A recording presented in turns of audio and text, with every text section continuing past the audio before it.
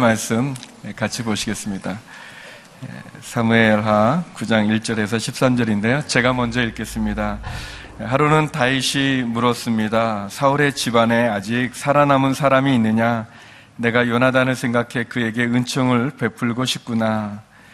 마침 사울 집안에서 일하던 시바라는 종이 있어서 그를 불러 다윗 앞에 서게 했습니다. 왕이 그에게 말했습니다. 내가 시바냐? 그가 대답했습니다. 예, 왕의 종입니다. 왕이 다시 물었습니다. 사울의 집안에 살아남은 사람이 없느냐? 내가 하나님의 은총을 베풀려고 한다. 그러자 시바가 왕께 대답했습니다. 요나단의 아들이 아직 살아있기는 한데 다리를 절뚝입니다. 왕이 물었습니다. 그가 어디 있느냐? 시바가 대답했습니다. 지금 로드발 암미엘의 아들 마길의 집에 있습니다. 그리하여 다윗 왕은 사람을 보내 로드발 암미엘의 아들 마길의 집에서 그를 데려오게 했습니다. 사울의 손자며 요나단의 아들인 무비보셋이 다윗에게 와서 엎드려 절했습니다. 다윗이 말했습니다. 무비보셋아. 그가 대답했습니다. 왕의 종입니다. 다윗이 그에게 말했습니다. 두려워하지 마라. 내가 내 아버지 요나단을 생각해 내게 은총을 베풀고 내 할아버지 사울에게 속했던 모든 땅을 내게 돌려줄 것이다. 그리고 너는 항상 내 식탁에서 먹게 될 것이다. 무비보셋은 절을 하며 말했습니다. 이 종이 무엇이라고 죽은 개나 다름없는 저를 그렇게 생각해 주십니까? 그러자 왕이 사울의 종 시바를 불러 말했습니다. 내가 내 주인의 손자에게 사울과 그 집에 속했던 모든 것을 주었다.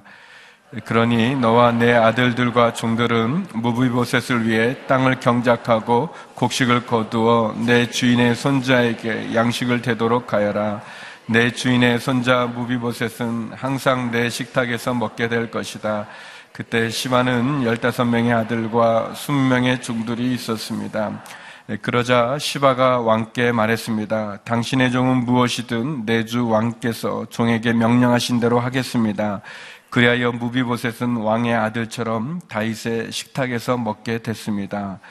무비보셋에게는 미가라는 어린 아들이 있었습니다. 시바의 집에서 살던 모든 사람이 무비보셋의 종이 됐습니다. 13절 같이 읽겠습니다. 무비보셋은 항상 왕의 식탁에서 먹었기 때문에 예루살렘에서 살았습니다. 그는 2다리를 절었습니다. 아멘. 왕의 식탁에 참여하는 은혜라는 제목으로 우리 담임 목사님 말씀 드리는데 우리 박수로 우리 환영하겠습니다.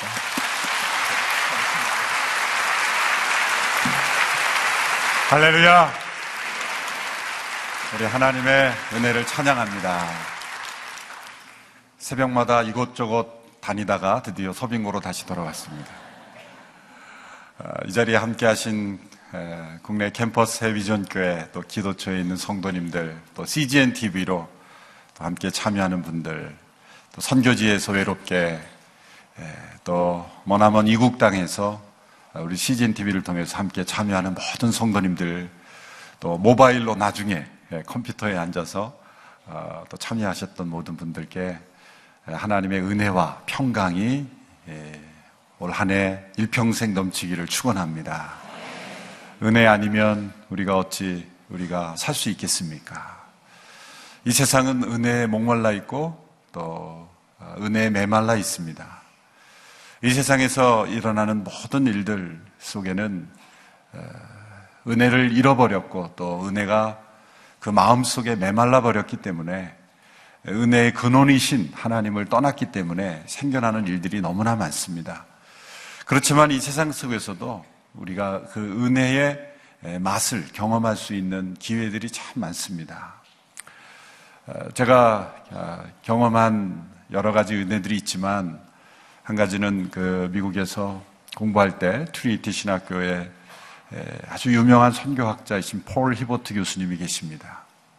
그분은 훌륭한 인도 선교사였고 또 선교학자로서 많은 선교사들에게 큰 감동과 또 깊은 학문의 영역을 보여주신 분인데 영어가 능숙하지 않은 제가 그 학업을 따라가는데 얼마나 힘들겠습니까? 그래서 매일마다 그 느끼는 것이 은혜가 필요하다. 은혜가 필요하다라는 건데, 이 학기 말에 레포트를 써내고 마지막 페이퍼를 써내는 것이 이게 보통 숙제가 아니고 큰 이게 일입니다. 근데 그분이 저에게 그렇게 얘기하시더라고요. 너무 시간에 쫓기지 말고 그 정해진 데드라인이 있잖아요. 그 마지막 제출 기한에 신경 쓰지 말고 제대로 정확하게 공부가 되도록 써라. 그것이 시간이 오래 걸려서 몇 개월이 걸려도 좋으니까, 또 내년에 내도 좋으니까, 내가 살아있고 당신이 학교에 적은 있는 한 학점을 줄 테니까, 그 믿을 수가 없는 은혜를 받은 거죠. 그래서 모든 교수님들이 그렇게 하면 학교가 큰일 나겠죠. 그런데 그 교수님이 워낙 저명한 분이고 존경받는 분이기 때문에 그 레코드 오피스에서도 그분은 독촉할 수가 없어요. 그분이 은혜를 베푼 학생에게는 교적이 있고 그분이 살아있는 한 독촉을 하지 않습니다. 그래서 진짜로 1년 후에 낸 학생을 학점을 받아주고, 하여튼 교적이 살아있는 한 그 과목을 이수한 것을 탈락을 시키거나 또 제외시키지 않고 졸업할 수 있도록, 그런 그 은혜의 한 영역이 무엇인지를 그분은 참 잘하셨던 것 같아요. 정해진 기간에 안 내면 그냥 학교를 쫓아내고, 그런 엄한 규칙도 있지만, 그러나 또 한편으로는 그 하나님이 주시는 마음을 따라 그 은혜를 베풀 수 있는 통로가 있다는 것. 참 그런 그 엄격한 룰을 가진 학교 안에서도 이것이 은혜이구나. 그건 저는 그분 아니면 졸업 못했을 겁니다, 아마. 그분이 마지막 폐암에 걸려서 그 육신의 생명이 다하는 그 순간까지도 제가 뉴저지에 있었기 때문에 마지막 그 과목을 수할 때 전화로 이렇게 해주면서 그 소리가 나오지 않는 목소리를 가지고 진액을 쏟으면서까지 그렇게 과정을 마무리할수록 도와주시고 몇 개월 후에 돌아가셨어요. 그러니까 그러한 그 은혜를 한 학생에게, 저에게만 그렇게 베풀었겠으며, 보니까 그런 은혜를 받은 학생들이 참 많더라고요. 특별히 외국 학생들 가운데. 그러나 자신에게는 그 은혜를 베풀기 위해서 그 생명이 다하는, 폐암으로 죽어가는 그러한 상황 속에서도 그 학생을 위해서 그 희생하고 헌신해야만 그런 은혜가 나오는 거예요. 그 어떤 은혜가 베풀어진다는 것은 그 뒤에는 그 은혜 베푸는 자의 희생, 헌신, 사랑, 자기 내려놓는 그런 과정이 있기 때문에 그런 은혜가 나오는 것이다. 그래서 저는 그 천국에 가면 그분께 정말 좋은 밥을 사드려야 됩니다. 생전에는 은혜를 갚을 수 있는 기회가 없이 돌아가 버렸기 때문에. 그래서 그 폴 히보트 교수님의 모든 강의 콘텐츠와 또 그런 그 것들을 정리하는 사업에 좀 후원하도록 제가 연결을 해서 돕고 있습니다만, 그런 은혜. 사실 우리나라 제도에서도 보면 그런 은혜를 베푸는 제도들이 있잖아요. 보면 대통령이 무슨 명절이나 계기가 되면 사면하는 그런. 그러니까 그것이 남용되거나 어떤 그 잘못된 정치의 도구로 사용되면은 안 되겠지만, 용납될 수 있는 상식과 그러한 선에서, 그런 원칙의 선 안에서 그 죄를 사면해주는, 그 사람에게 있던 부정한 레코드를 지워주는 그런 제도. 그것 또한 이 나라에 존재하는 하나의 은혜라는 통로가 아니겠습니까? 만일 그런 은혜의 영역이 없다면 우리가 살아가는 세상은 얼마나 각박하고 또 얼마나 그 삭막한 세상이 될 것인가.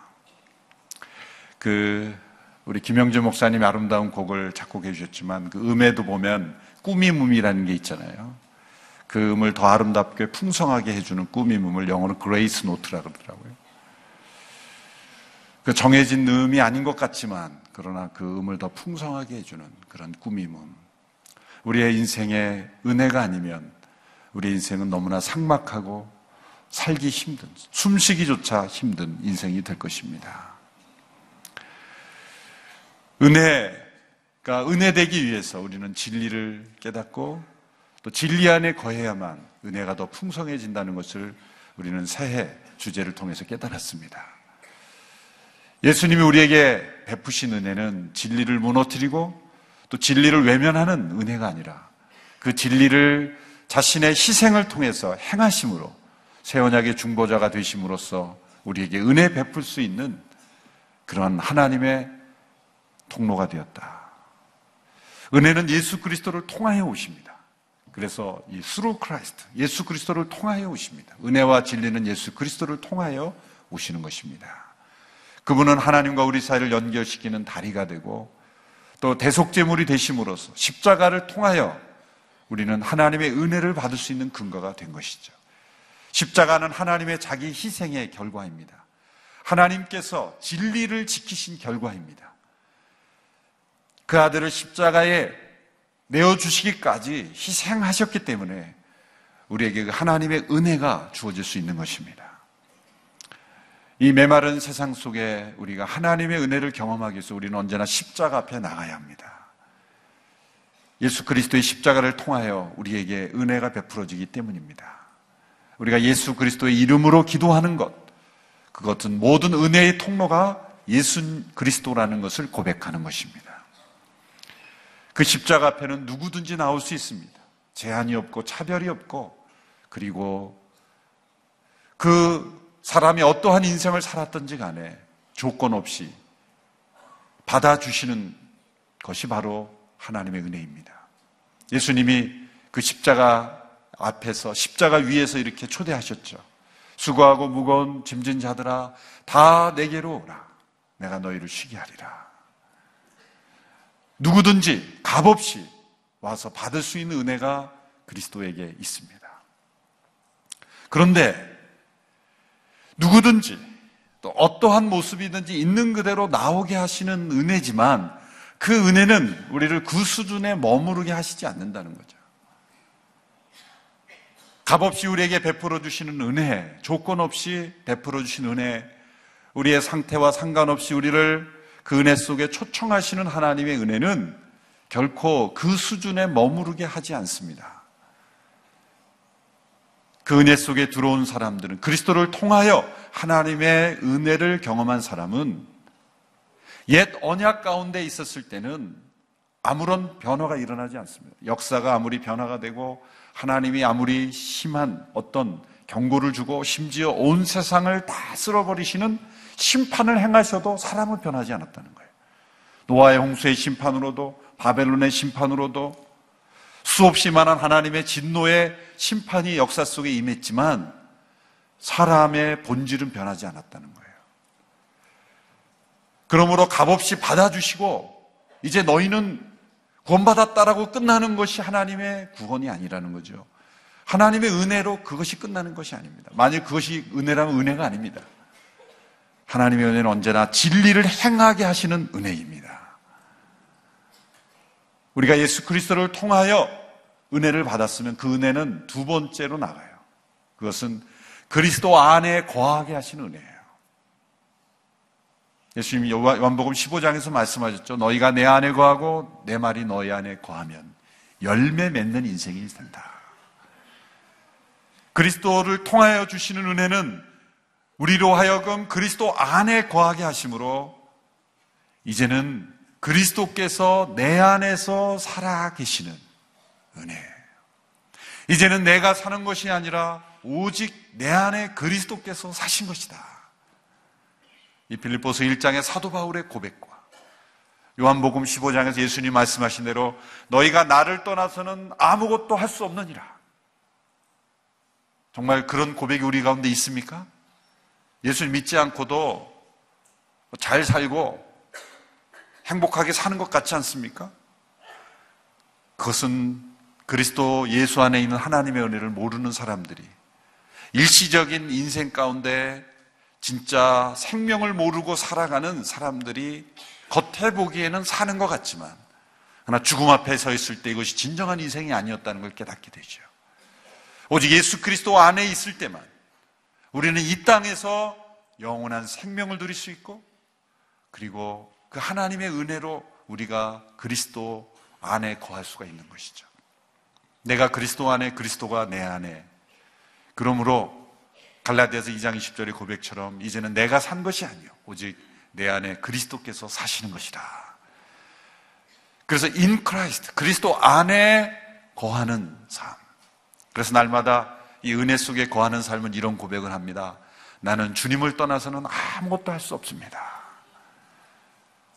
주님을 떠나서는 아무것도 할 수 없습니다. 주님을 떠난 인생은 나에게 의미가 없습니다. 나에게 기쁨이 없습니다. 나에게 어떤 성취도 그리스도 안에 내가 거하지 않을 때는 그것은 아무 의미가 없습니다. 그래서 그리스도를 통하여 우리에게 오신 은혜는 우리가 그리스도 안에 거하는 삶으로 변화시켜가는 것이에요. 어떠한 형벌과 심판으로도 변하지 않았던 사람의 본성이 변화되는 거예요. 우리의 옛사람은 십자가로 처리되고 새롭게 성령으로 태어난 새 자아가 그리스도 안에 거하고 그리스도와 동행하는 인생을 살게 되는 것이죠. 그러므로 심판으로도 변하지 않았던 인생들이, 어떤 무서운 형벌로도 변하지 않았던 인생들이 예수 그리스도의 십자가 앞에 나올 때 변화되는 것이죠.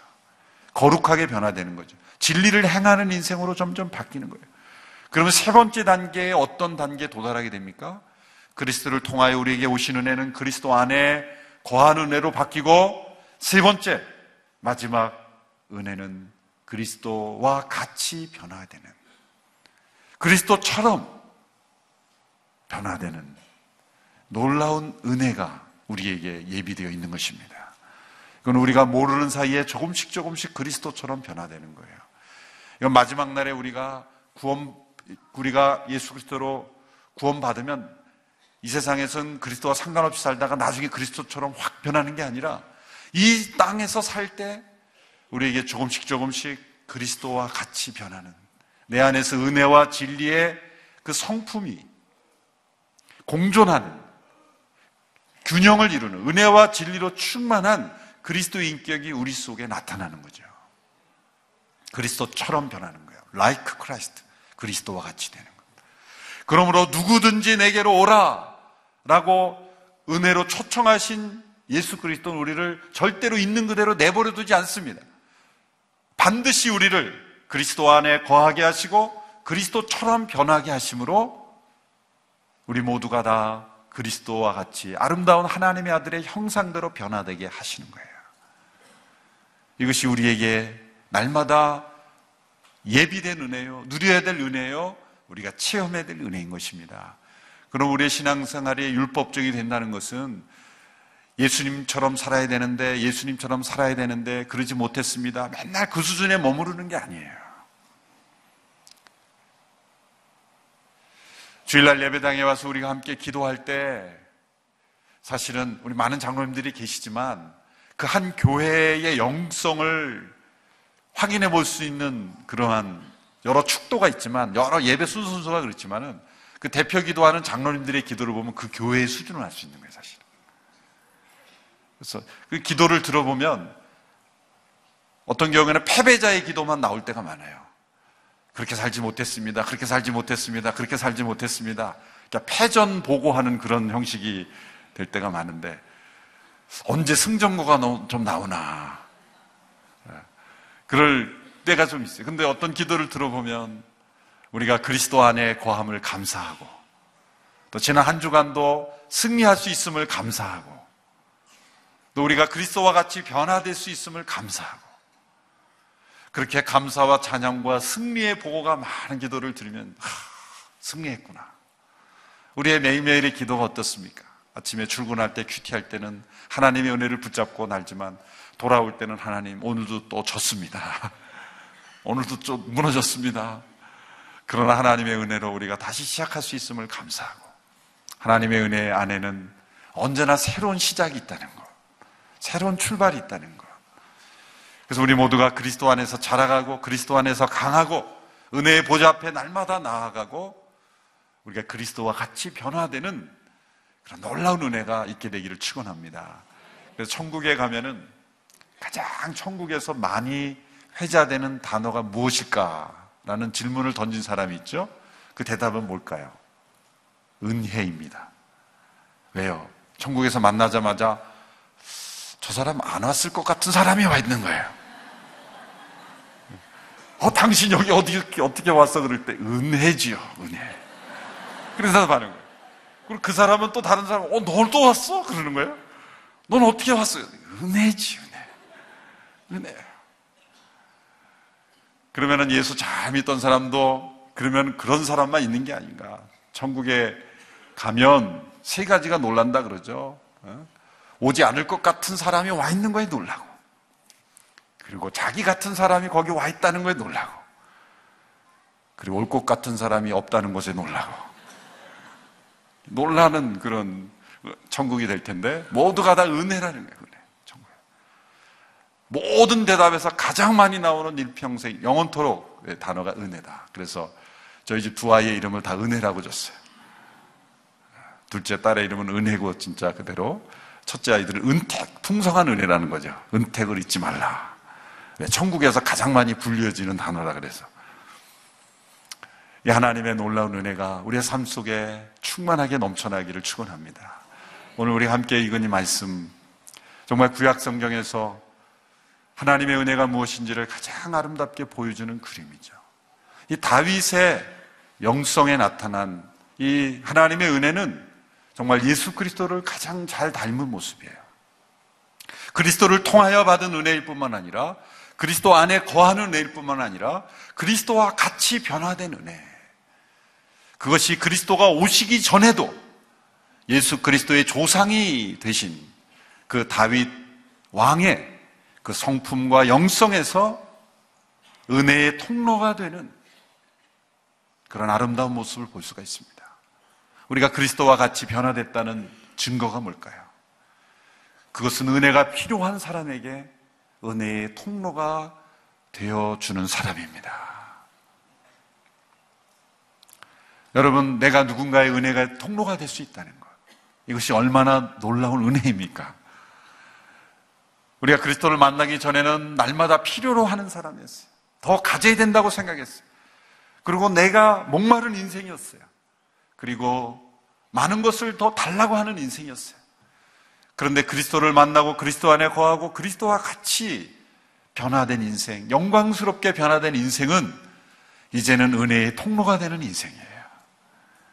내가 받은 은혜, 내가 그리스도 안에 거하는 은혜가 있기에 이제는 은혜가 필요로 한 사람들에게 내가 은혜의 통로가 되는 인생이 될 수 있다는 것.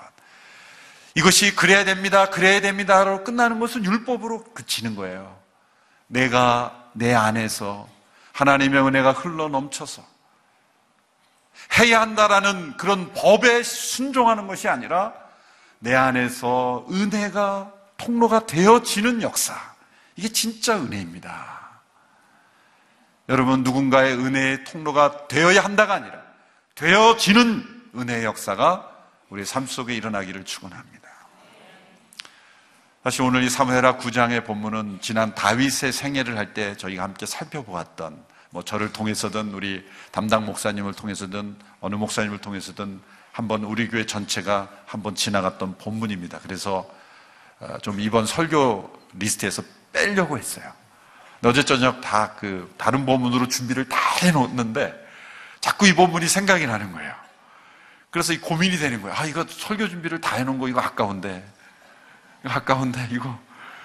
그런데 마음속에 이 사건이 자꾸 생각이 나서 은혜를 설명하면서 이 사건을 설명하려면 천국에 가서 다윗 할아버지한테 야단맞을 것 같아서 이 본문을 다시 한번 우리가 묵상하고, 들었던 말씀이고 다 아는 내용이지만 이 사건에 나타난 다윗을 통해서 베풀을 하나님의 은혜가, 이 다윗이 은혜의 통로가 됐던 것처럼 우리가 정말 그리스도를 통하여 그리스도 안에 거하고 그리스도와 같이 변화된 인생이 되었다면 이제는 이 다윗이 은혜의 통로가 되었던 것처럼 우리도 그런 은혜의 통로가 되기를 결단하며 이번 40일 새벽 기도를 마치게 되기를 축원합니다.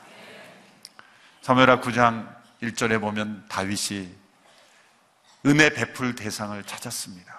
사울의 자손 중에 살아남은 자가 있느냐? 어느 날 문득 다윗의 마음속에 찾아온 생각이죠. 사람은 대개 자신이 성공하면 두 부류의 사람으로 나눠지죠. 자신이 성공한 그 기반을 가지고 누군가에게 축복의 통로가 되어지는 사람이 있고, 그것이 아니라 자기가 쌓은 기반을 가지고 더 큰 성공, 더 큰 자기 자신을 확대하기 위해서 그 에너지를 사용하는 사람들이 있습니다.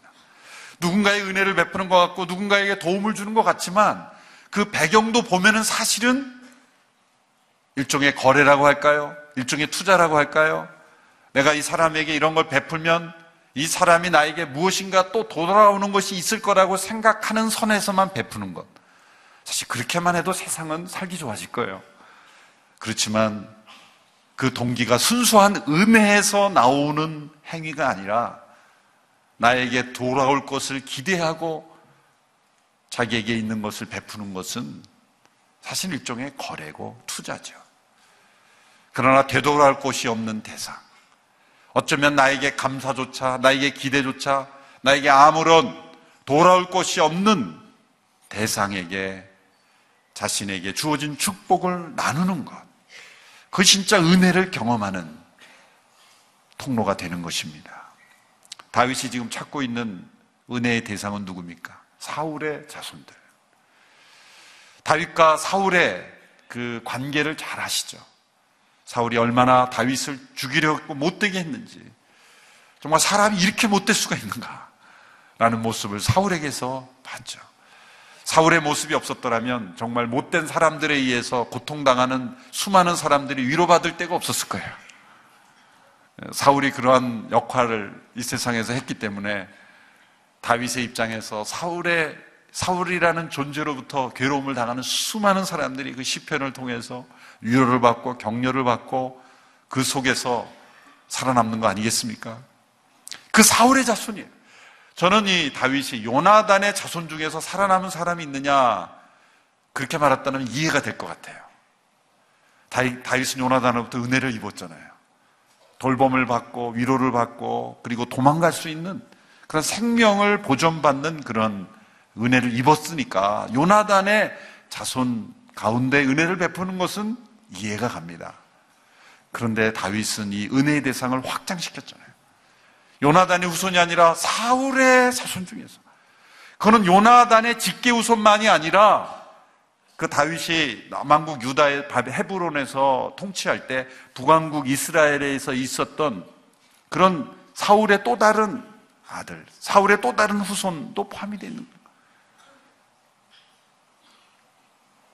여러분, 하나님의 은혜는 은혜 받을 대상을 제한하지 않습니다. 조건을 많이 따지지 않습니다. 대상을 확대시키고, 그리고 그 사람이 나를 대적하는 사람이었던, 나를 죽이려 했던 사람, 오히려 그런 사람에게 은혜가 베풀어진다는 거예요. 이 세상 속에 은혜가 없는 이유는 바로 그것이죠. 나를 대적하면 그때부터는 끝이에요. 그걸 넘어서지 못합니다. 왜요? 이 하나님의 사랑이 우리의 마음속에 흘러나지 못하기 때문에요. 그러나 그리스도를 통하여 우리가 그리스도 안에 거할 때는 놀랍게도 예수님이 산상수훈에서 말씀하신 것처럼 원수를 사랑하고 너를 핍박하는 자를 위하여 기도하라.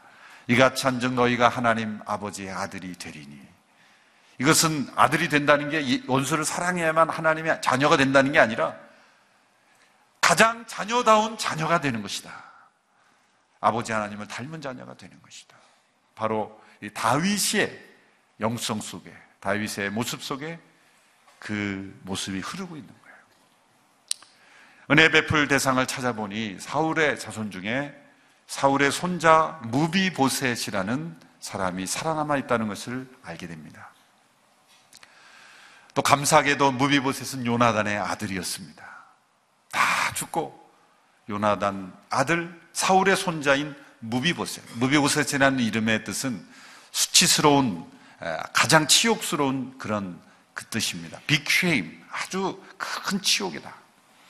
왜 이름이 그렇게 됐는지 모르겠지만 그는 그의 이름처럼 정말 치욕스럽고 수치스러운 인생을 살고 있었습니다. 그가 5살 때 이제 이 블레셋과의 전투에서 사울과 요나단이 죽게 되고, 그리고 왕궁이 유린당하죠. 그때 유모가 5살 때 그를 무비보셋을 안고 도망가다가 그 무비보셋을 떨어뜨리죠. 그때 떨어지는 충격으로 인해서 다리를 못 쓰게 됐어요. 오늘날에는 그 정도 충격이면 다 회복이 되겠지만, 그 당시에 도망가는 입장에서, 숨어 사는 입장에서 치료를 못해서 두 다리를 못 쓰는 장애를 얻게 되었습니다. 그는 왕의 후손으로 태어났지만 숨어 사는 인생이 될 수밖에 없었습니다. 육신의 장애를 얻은 고통보다, 그리고 부모를 잃은 고통보다, 고아가 된 고통보다 더 큰 고통은 일평생 자신의 신분을 밝힐 수 없는 그러한 숨어 사는 인생으로 살아야 했다는 것이 더 고통스러웠을 거예요. 왜 그랬을까요? 그 당시에 고대 왕정 시대는 이전 왕권이 바뀌면 이전 왕족의 후예는 다 멸절시켰죠. 반역의 씨앗을 제거하기 위해서. 그걸 너무나 잘 알았던 시대였기 때문에 이제 다윗이 왕이 되고, 다윗이 사울로부터 얼마나 괴로움을 받았는지는 이미 백성들에게도 소문이 다 있는 바죠. 그러니 자신이 사울의 후손이라는 것을 밝히는 것은 곧 죽음입니다.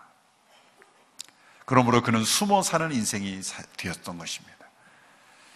그가 살았던 곳은 로드발이라는 곳입니다. 로드발이라는 건 로라는 건 히브리어 아니 그런 뜻이고, 드발은 데바르라는 건 목초지란 뜻. 목초지가 아니니까 황무지란 뜻이죠. 사람이 거하지 않는 황무지에서 그는 숨어 사는 인생을 살아야만 했습니다. 모세가 애굽의 왕궁에서 미디안 광야에 숨어 살았던 것처럼 이 무비보셋도 왕궁에서 살던 그의 어린 시절을 떠나 이제는 로드발에서 숨어 사는 인생을 살았습니다. 고아로서, 장애를 얻은 몸으로서 정말 얼마나 피폐한 인생을 살았겠습니까? 그러나 그는 늘 조마조마하면서 자신의 신분이 발각될까봐 두려워하는 인생을 살고 있었습니다. 그때 어느 날 그의 집에 사람들이 찾아왔죠. 벨이 눌립니다. 누구십니까? 이곳이 무비보셋이 사는 집입니까? 심상치 않습니다. 정보원처럼 보이는 사람들이 와서 자신을 찾고 있습니다. 그 순간 그는 직감했죠. 다윗이 나를 찾았구나. 그 사람들과 함께 다윗 왕 앞으로 걸어가는 이 무비보셋의 발걸음이 얼마나 무겁고 힘들었겠습니까? 드디어 다윗 왕 앞에 섰습니다. 아마 그는 사형장으로 끌려가는 그러한 마음으로 다윗 앞에 나갔을 거예요. 이제 내 인생은 여기서 끝이구나. 숨어 살았던 나의 인생도 여기서 이제 종말을 맞이하는구나. 그때 다윗이 무비보셋에게 말합니다. 무비보셋이요, 내가 너에게 요나단으로 인하여 하나님의 은총을 베풀기를 원한다. 우리가 이 다윗의 말이 감격스럽지 않은 것은 무비보셋의 입장이 되어보지 않아서 그렇죠. 무비보셋의 입장이 되지 않아서. 이것은 사형장으로 걸어가던 사형수가 갑자기 어디선가 전갈이 와서 사형에서 면해지는 것과 같은 은혜예요. 죽음의 나락으로 떨어지던 사람이 갑자기 은혜를 받아서 살아날 수 있는 기회를 받은 거예요. 이 무비보셋이 받은 은혜가 우리가 깨달아지는 순간 우리는 정말 하나님의 은혜가 무엇인지를 깨닫는 자가 되는 것입니다. 내가 요나단을 인하여 내게 하나님의 은총을 베풀리라. 이 은총이라는 단어가 헤세드라는 단어, 바로 은혜라는 단어고 사랑이라는 단어예요. 이 헤세드는 단순한 사랑이라고 번역할 수가 없고 단순한 은혜라고 번역할 수가 없어요. 이거는 말할 수 없는 풍성한 은혜예요. 이 성경에 가장 많이 하나님의 사랑과 은혜를 설명하는 단어로 쓰여진 단어가 헤세드, 제가 설명해 드렸죠. 상대방이 갚을 수 없어도 감사치도 아니않고 배반하고 심지어 대적해도 여전히 우리를 향한 하나님의 사랑과 은총이 바로 헤세드입니다. 실패하지 않는 사랑, 무너지지 않는 사랑, 견고한 사랑, 포기하지 않는 하나님의 은혜, 이것이 바로 헤세드. 그 헤세드를 베풀기를 원한다. 그 내용이 무엇이었습니까? 첫째는 그 무비보셋에게 사울의 모든 재산을 다 돌려주는 거예요. 달마다 쓸 수 있는 월급만 줘도, 그렇죠? 생활비만 줘도 은혜 베풀어 준 거죠. 그렇죠? 그 정도가 아니에요. 사울 왕권에 속했던 재산이에요. 사울 왕이었으니 얼마나 재산이 많았겠어요. 그걸 다 돌려준다는 거예요. 아마 신하들은 기절했을지 몰라요. 두 번째 은혜는 무비보셋에서 이렇게 말합니다. 내가 나의 식탁에서 항상 식사할 것이라.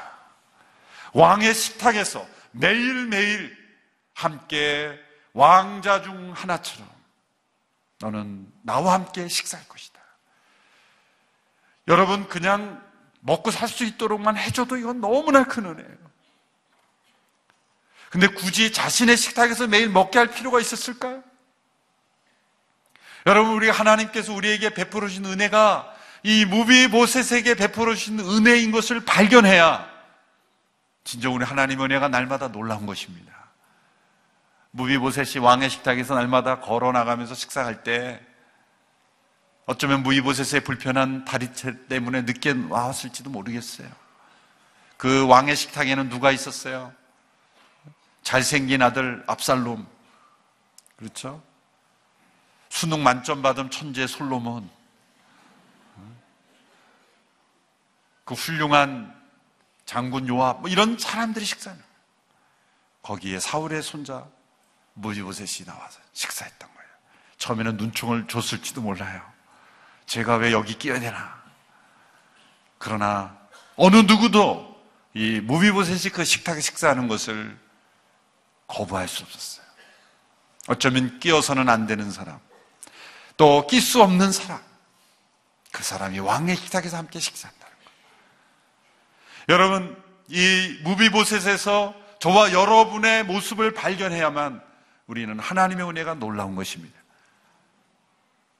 무비보셋이 이렇게 말하죠. 죽은 개와 같은 나를 어찌하여 이렇게 돌아보시나이까. 다윗은 요나단과 맺은 언약을 지킨 것이죠. 우리는 이 무비보셋에서 우리의 모습을 발견됩니다. 무비보셋이 이 왕궁에서 태어날 때 그는 정말 모든 것을 가진 자로 태어났죠. 우리가 하나님의 백성으로 태어날 때 우리는 하나님의 자녀로 창조된 거예요. 그런데 하루아침에 자신의 잘못이 아닌 문제로 인해 무비보셋이 모든 것을 잃어버렸죠. 우리는 태어날 때부터 로드발 황무지 같은 인생으로, 사실 따뜻한 부모님의 품이 있지만 그러나 실상은 우리 모두가 하나님 밖에서, 에덴 동산 밖에서 로드발에서 자라난 인생처럼 숨어 사는 인생으로, 하나님을 피하는 인생으로 그렇게 살고 있었던 거예요. 그러나 어느 날 우리에게 갑자기 찾아온 은혜, 하나님께서 우리를 초청하시는 거예요. 내가 예수 그리스도로 인하여 너에게 은혜를 베풀리라. 은혜를 베푸는 것은 우리가 단지 잘 살게 해주는 은혜만이 아닙니다. 그 은혜 속에는 왕의 식탁에서 매일 식사할 수 있는 은혜를 베풀어 주신 거예요. 우리 하나님 아버지의 식탁에서 함께 교제할 수 있는 식탁, 그리고 우리를 보호하시고 우리를 지켜주시는 그 하나님의 은혜를 우리에게 약속하셨다는 거예요. 우리에게 주어진 그 왕의 식탁에 참여하는 은혜, 이것이 우리가 일평생 살아가면서 누릴 은혜입니다. 사실 다윗이 왜 이 식탁을 생각했겠습니까? 왜 무비보셋에게 그냥 잘 살게만 해주는 은혜에서 그치는 것이 아니라 왜 자신의 식탁에서 식사하도록 그렇게 한 은혜를까지 베풀었을까요? 시편 23편 5절에서 그 힌트를 발견할 수가 있습니다. 그가 사망의 음침한 골짜기를 다닐 때 목자 되신 그 하나님이 자신에게 베푼 은혜를 생각한 거예요. 로드발, 그가 황무지를 도망다니며 사울의 낯을 피할 때, 그가 동굴 속을 헤매고 광야를 헤맬 때 하나님이 그에게 찾아오실 베푼 은혜를 생각한 거예요. 시편 23편 5절에 그는 이런 고백을 합니다. 주께서 내 원수의 목전에서 내게 상을 차려주시고 기름을 내 머리에 부으셨으니 내 잔이 넘치나이다. 원수의 목전에서, 수많은 원수의 목전에 그 광야를 헤맬 때 하나님이 그에게 베풀어 주신 상이 있다는 거예요. 이 상은 잘했을 때 주는 상이 아니라 밥상입니다. 밥상이에요. 하나님께서 원수의 목전에서 자기 앞에 상을 베풀어 주셨다는 거예요. 그는 하나님과 더불어 식사하는 은혜를 누렸다는 거예요. 하나님으로부터 기름 부음을 받고 잔이 넘치는 걸 경험했다는 거예요. 원수의 목전에서. 그래서 그는 원수의 후손에게 그 상을 베풀어 주고 있는 거예요. 여러분, 원수의 목전에서 함께 하나님의 식탁에서 식사해 보셨습니까? 원수가 우리를 넘어뜨리려고 이글거리고 있는데 하나님이 이렇게 말씀하십니다. 얘들아, 신경 쓰지 마. 식사나 해. 원수는 그 식탁을 덮치고 싶지만 감히 덮칠 수가 없습니다. 하나님의 식탁이기 때문이에요. 천군 천사가 보호하고 있기 때문이에요. 원수가 눈앞에 뻔히 보여요. 처음에는 당황해요. 그냥 밥 먹어도 되나? 신경이 쓰여요. 하나님 계속 말씀하시고 쳐다보지도 마. 신경 쓰지 마. 그 식탁에 놀라운 축복을 원수의 목전에서 경험했던 거예요. 예수님은 자신을 배반한 베드로에게 아침 식사를 마련하면서 식단을 베풀어 주셨죠. 예수님은 자신을 배반한 가룟 유다에게 자신의 살과 피를 기념하는 그 떡과 잔을 나누면서 은혜를 베풀어 주신 것이죠. 그 성찬에 참여할 수 있는 은혜가 우리 모두에게 주어져 있어요. 그리고 매일매일 우리가 하나님의 말씀과 성령 안에서 왕의 식탁에 참여하는 은혜가 우리에게 허락된 것입니다. 하나님 아버지와 친밀하게 교제할 수 있는 은혜가 우리에게 주어져 있습니다. 이 은혜를 우리가 일평생 누리고 살아갈 뿐만 아니라 이제 또 다른 누군가에게, 은혜를 필요로 하는 자에게, 무비보셋과 같은 영혼에게 우리가 은혜의 통로가 되어서 정말 우리 안에 예수 그리스도의 은혜와 진리가 충만한 주님을 닮은 모습이 나타나는 은혜가 우리에게 있게 되기를 축원합니다. 마지막 날 우리가 이런 삶을 살 때 우리는 그 아들의 형상대로 온전히 변화되고 영광스럽게 변화될 은혜가 기다리고 있습니다. 그 은혜를 기대하면서 다윗이 무비보셋에게 베푸신 은혜가 우리도 다윗처럼 그렇게 주의 은혜를 베푸는 통로가 되기로 결단하며 이번 40일 새벽 기도회를 마치게 되기를 축원합니다. 우리 하나님의 은혜는 놀랍습니다. 우리 하나님의 은혜는 귀하고 축복의 은혜인 줄 믿습니다. 우리 마지막으로 함께 찬양할 때 우리 하나님의 은혜, 나의 나 된 것은 하나님의 은혜라, 이 찬양 속에 우리의 신앙의 고백을 드리고 또 우리와 함께 하신 은혜, 앞으로 함께 하신 은혜, 우리를 변화시킬 그 하나님의 은혜를 경험하기 원합니다. 우리 김영규 권사님이 많이 불러주신 하나님의 은혜, 나의 나 된 것은 하나님의 은혜다, 한량없는 은혜, 이 은혜를 함께 고백하며 찬양할 수 있게 되기를 바랍니다. 진이가 하나님, 나를 부르시니가 하나님, 나를 보내시리도 하나님, 나의 나 된 것은 다 하나님 은혜라. 나의 달려갈 길 다가도록 나의 마지막 볼 다하도록 나로 그 십자가 붙게 하시니 나의 나 된 것은 다 하나님 은혜라. 한량없는 은혜, 한량없는 은혜, 갚을 길 없는 은혜, 내 삶을 애워싸는 하나님의 은혜,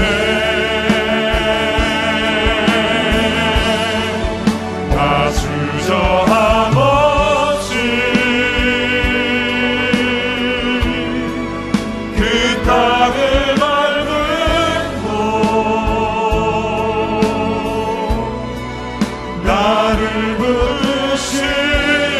부르시는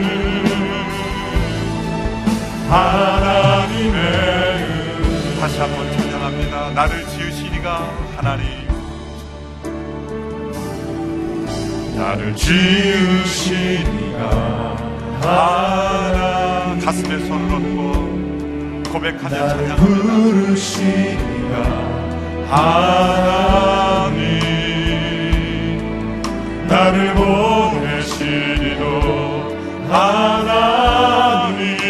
나의 나 된 것은 하나님, 나의 나 된 것은 다 하나님 은혜라. 나의 달려갈 길 다가오고 나의 마지막 꿈을 다하도록 나로 그 십자가 품게 하시니 나의 나 된 것은 다 하나님 은혜라. 그 손을 높이 들고 한량없는 주의 은혜를 찬양하며 한량없는 은혜 갚을 길 없는 은혜 내 삶을 애워싸는 하나님의 은혜.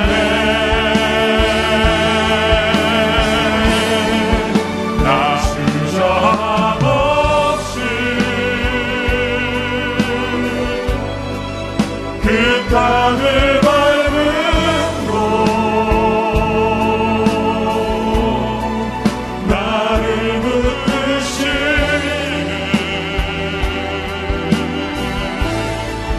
하나님의 한량없는 은혜, 한량없는 은혜 갚을 길 없는 은혜 내 삶을 애워싸는 하나님의 은혜. 나 주저함 없이 그 땅을 밟는 곳 나를 붙드시는